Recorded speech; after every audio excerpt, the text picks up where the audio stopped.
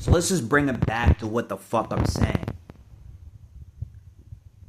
You reach the point where you're back in college.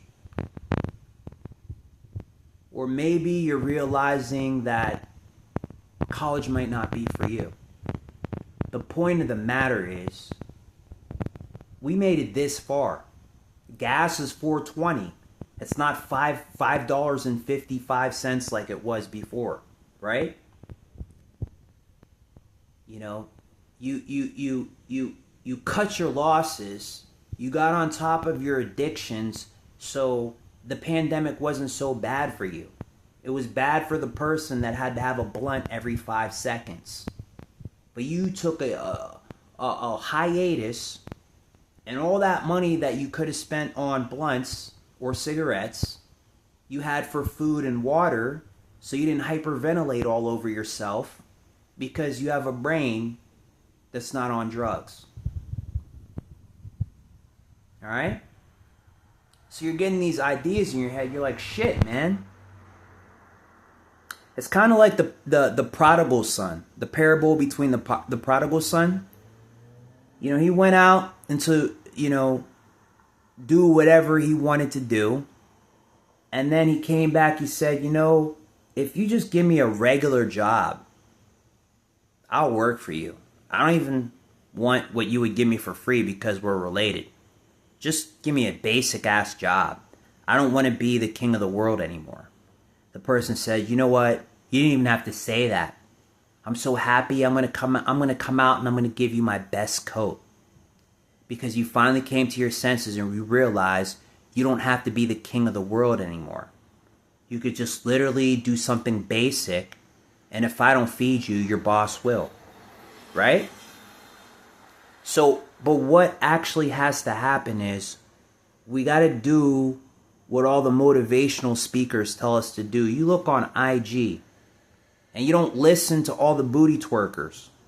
You listen to the women that look good. They'll do videos of them working out in the gym. But every single video is not them booty twerking. It's them getting their body together. It's them putting on boxing gloves and actually punching the heavy bag. It's them at school. It's them at their job. It's them with their husband. It's them with their kids. It's them doing what their craft is. Life is not revolving around their sexuality. It's nothing against it. I like to watch booty twerking videos too, right? Just not every day. And I know what I'm looking at when I look at a twerking ass video, and I know what I'm looking at when I'm looking at a chick that's, working out or doing yoga, or her channel is not just based on her body.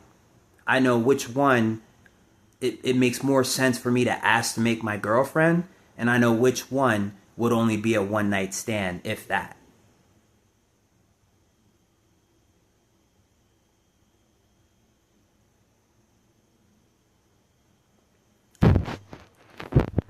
A lot of people, right, would have us think that first off, if you become into the music industry, you have to compromise. Listen, this is a serious fucking conversation, all right? When somebody tells you you can't promote fund the police and be a rapper, or you can't support the government and be a rapper because hip hop always and always will be anti-government. This is bullshit. Hip hop was not always anti-government. You go back into the golden era of hip hop, there were some MCs that weren't against the government or weren't against cop. It wasn't highlighted even back then. People dance to their good songs, but whenever they promote that, people's like, I don't so much like that song, but I like the other song, right?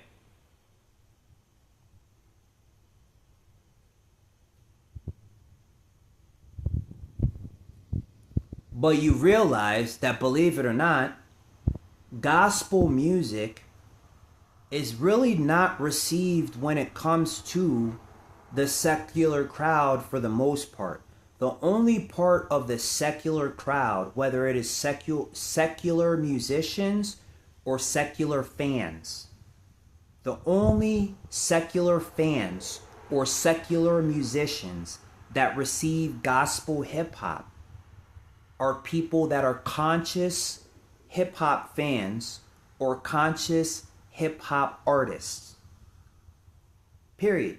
The ones that are rah-rah crowd, they don't like hearing the Bible the same way they don't like hearing fund the police type shit. Because what they really don't like hearing is stipulations. They don't like hearing stipulations even in a basic conversation.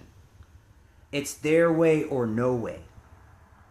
If you want a record deal, you have to say, you have to promote black on black crime. You have to promote sexualized messages to degrade women. You have to promote drugs so people can sell them, and you have to promote fear of Debo and do the wrong thing. And do the wrong thing.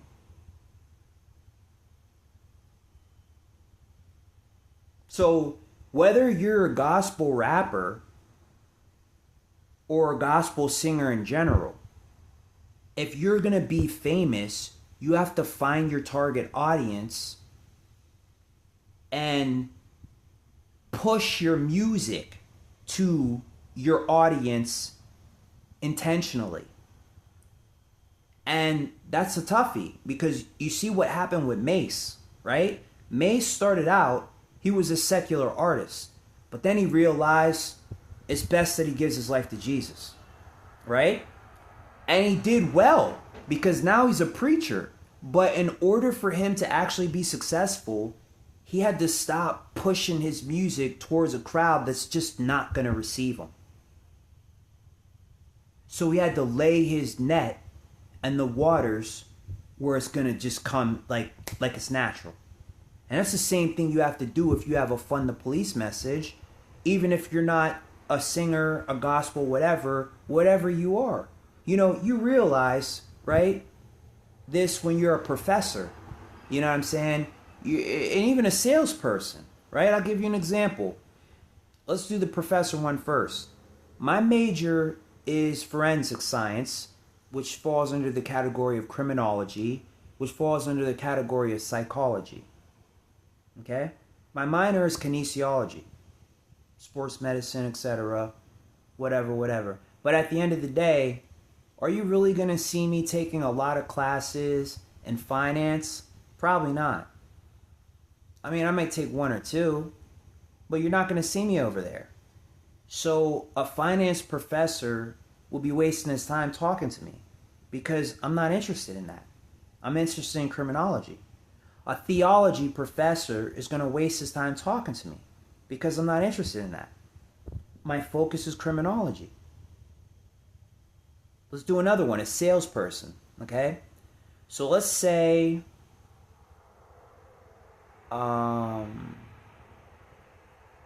okay. So let's say I buy a cart, or I rent a cart, and I buy the food products so I could have a food cart, right? And I focus on, let's say, Jamaican food. And I'm pushing my Jamaican food to people who don't like hot food or spicy food in general. Why would I waste my time when in one day there's only 100 people that's going to pass me? So I'm just going to, hey guys, I know you like kosher food, but by the way, do you want to try some of my Jamaican food? No. It would make more sense if I tried a kosher stand, but this is what you do from the beginning, right? You pick your lane and you stay in it. Or you could just give your message to the masses and know what you're going to get.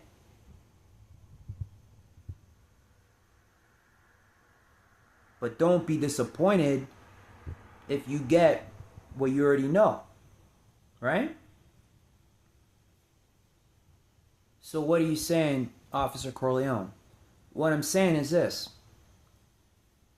Once you have this down, You can breathe easier. Now you can finally exhale. Because for a moment you were thinking, just because you attempt to be a police officer and you hang up all these signs, or you devote your life to being a cop, you're public enemy number one. You're the enemy of the state. No, you're fucking not. You got balls. Period. Here's the reality. When you have balls, you're a target to guys that want to be the guy with the biggest balls. But there's guys in the community that don't give a fuck if you have balls. So the closer you stand with them, the farther you're away from the guy that's going to step on your balls.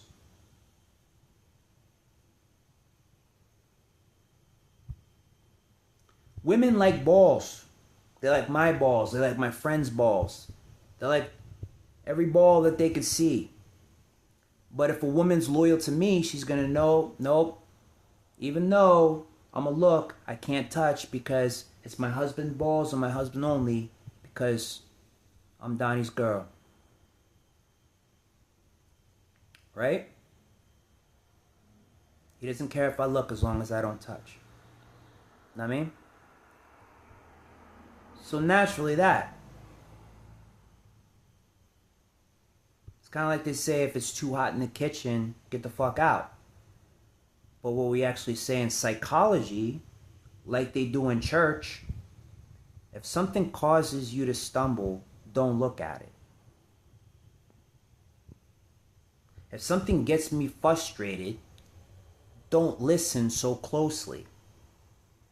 It's a trick. And this is something that I have to cause myself to get back into every single day. You know, when somebody's talking, I don't have earbuds to put in my ear. Or somebody next to me that's like-minded to start a conversation with so I could tune somebody out.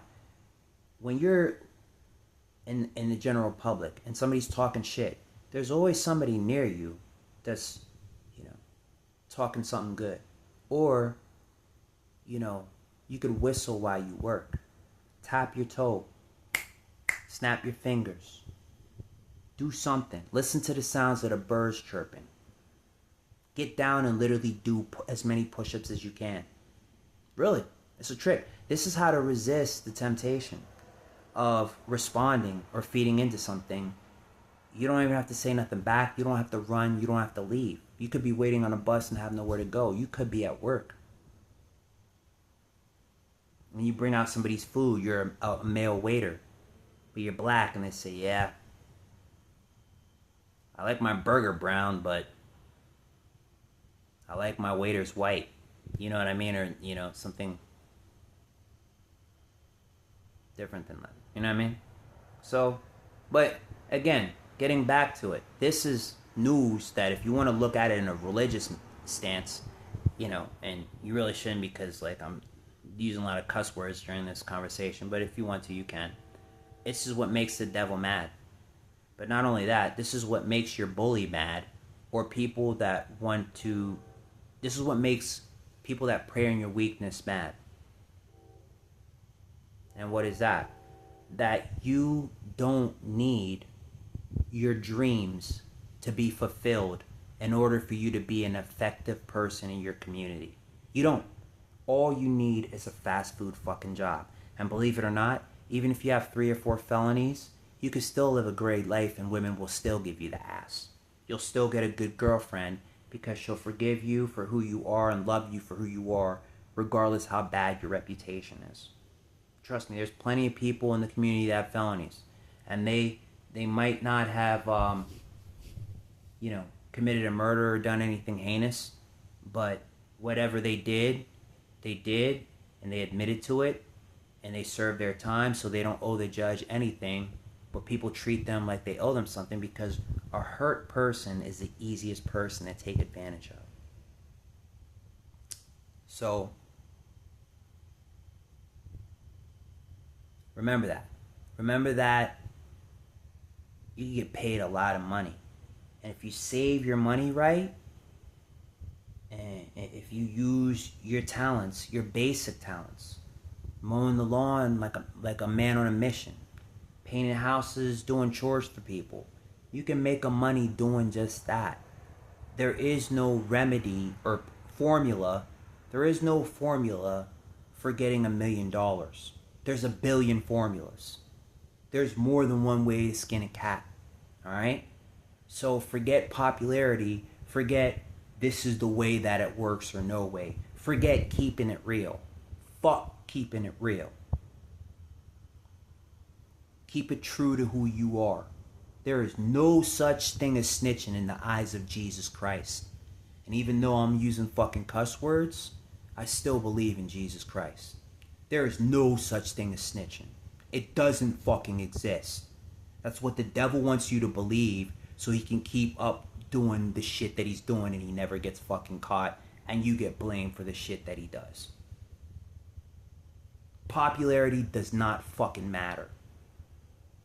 Money matters and keeping it true to yourself and staying fucking basic. Look at the mechanic. Right now, he came the fuck home. Do you think he cares what rappers have to think? Black or white? A black mechanic or a white mechanic, none of them give a fuck about what street rappers have to say. They'll listen to a rapper that makes sense, or a country guy, or a rock guy, or a gospel guy that makes sense. But they do not give a fuck about bullshit about you need to be this or that to fucking be successful in the world. They don't give a fuck. They don't give a fuck as much as Robert De Niro didn't give a fuck about, the kid that Sonny wanted to be on The Bronx Tale. He wanted his dad to be that gangster. And his dad was like, I drive a bus and we live in a nice house. Yeah, but nobody fears you. Yes, they fucking do. They just don't fear him like they fear the other guy. Who the fuck cares? He never gets robbed.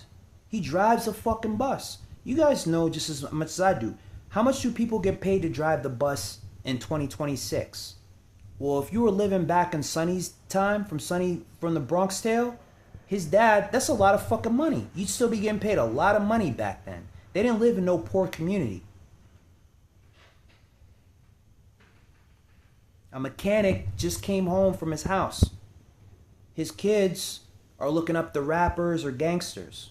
And he's a black dad that looks like Sonny's dad from Bronx Tale. He doesn't look like him as far as facial features. But it doesn't fucking matter what he looks like. At the end of the day, he doesn't care. Hey, did you do your homework? I don't want to do my homework. What do you want to do? I want to be in the mob. Oh, that's cool. But none of us do that fucking shit. So you're going to read your Bible and you're going to do your homework, or you're going to get out of my house. Yeah, but aren't you afraid they're going to get us if we don't? No. The only thing I'm afraid of is the IRS and Jesus Christ when he comes knocking on my door. Because he's the only person that I owe. And I'm your dad, or you're going to get out of my house. Guys like that live a long life, but again, we don't get the glory story on earth and we never will. This is something that all religions agree to. Christianity, Islam, Buddhism, Hindu, the Tao, I Ching, all these religions, they all agree to the same shit. That when you do the mediocre, you're a clown to people that, are all about the fireworks and the pizzazz. But those people go fast. We live long to the end. We're the meek. We inherit the earth. Period.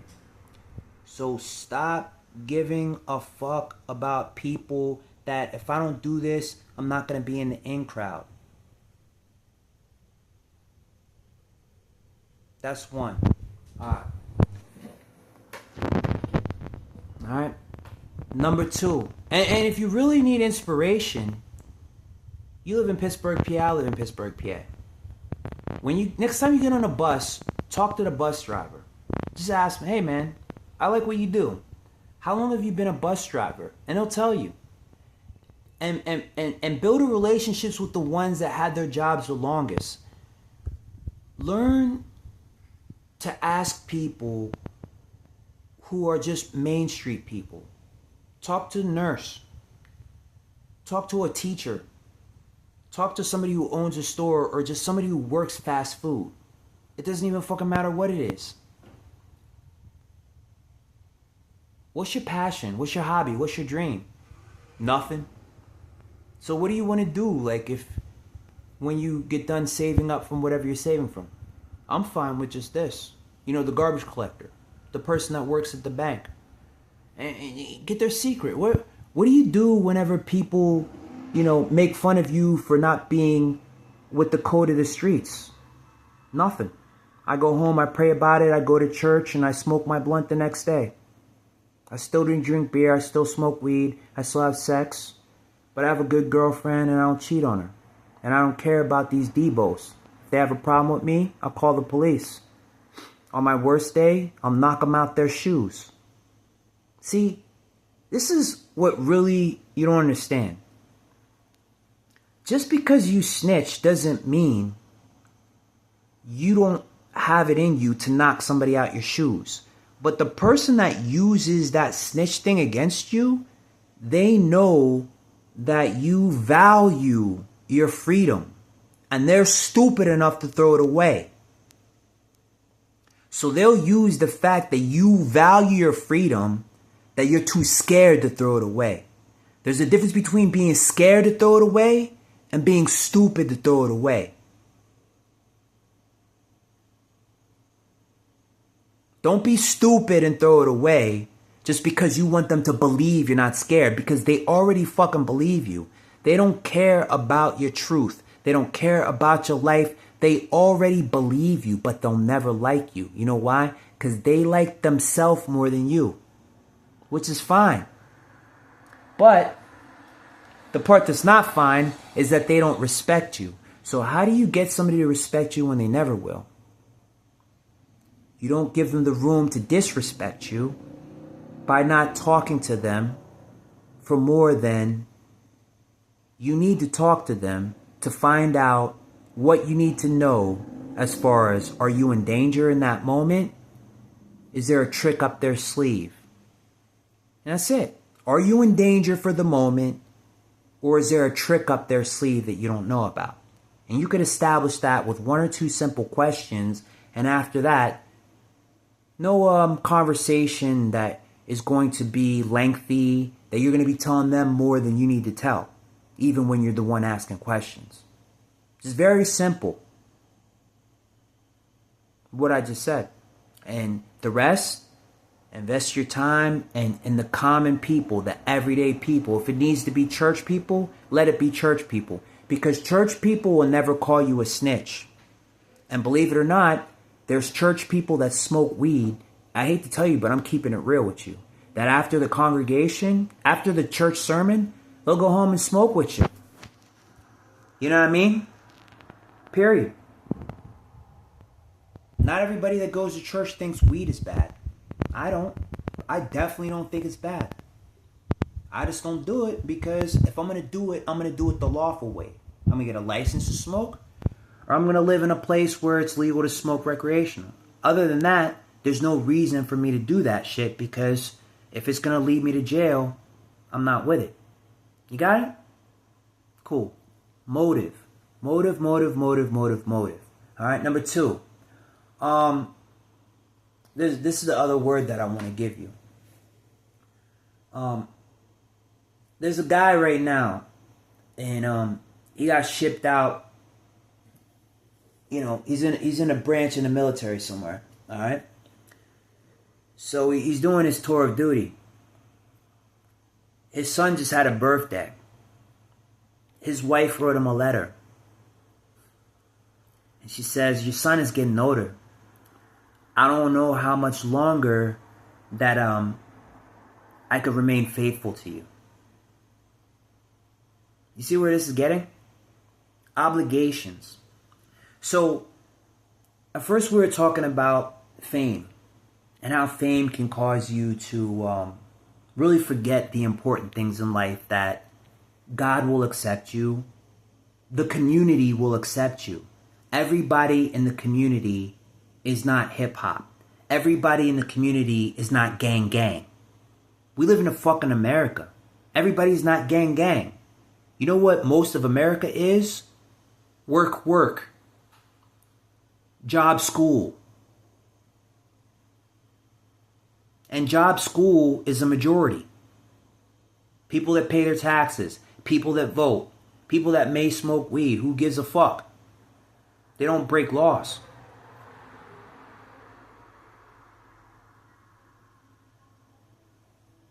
The boogeyman doesn't live that long. Gangsters don't live that long. They don't. They live a fast, flamboyant life.